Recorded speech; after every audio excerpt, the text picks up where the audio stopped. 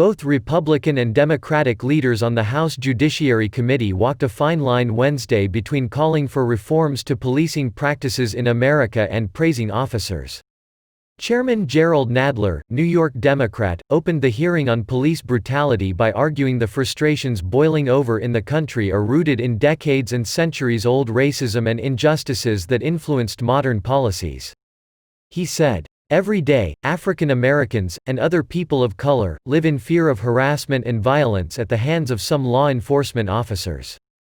This is their reality. Our country's history of racism and racially motivated violence, rooted in the original sin of slavery, continues to haunt our nation.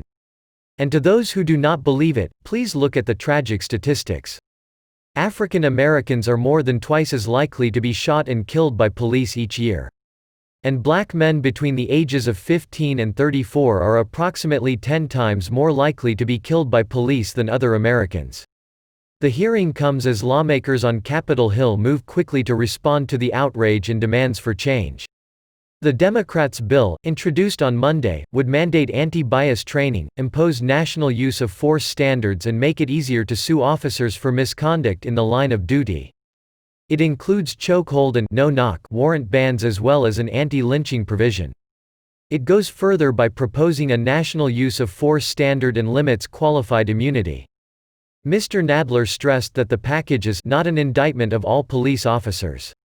He said, "We must always remember that most law enforcement officers do their jobs with dignity, selflessness and honor, and they are deserving of our respect and gratitude for all they do to keep us safe. We owe a debt that can never be paid to the too many officers killed in the line of duty every year." Mr. Jordan, Ohio Republican, acknowledged that Congress needs to embrace this debate and offered his condolences to Floyd family, Underwood family. He said, "The American people understand that it's time for a real discussion, real debate, real solutions about police treatment of African Americans. There is a big difference between peaceful protest and looting. There's a big difference between peaceful protest and violence and attacking innocent people, and there is certainly a big difference between peaceful protest and police officers' deaths." Mr. Jordan strongly denounced the calls to abolish or defund the police from far-left groups looking to fundamentally restructure how policing works in local communities.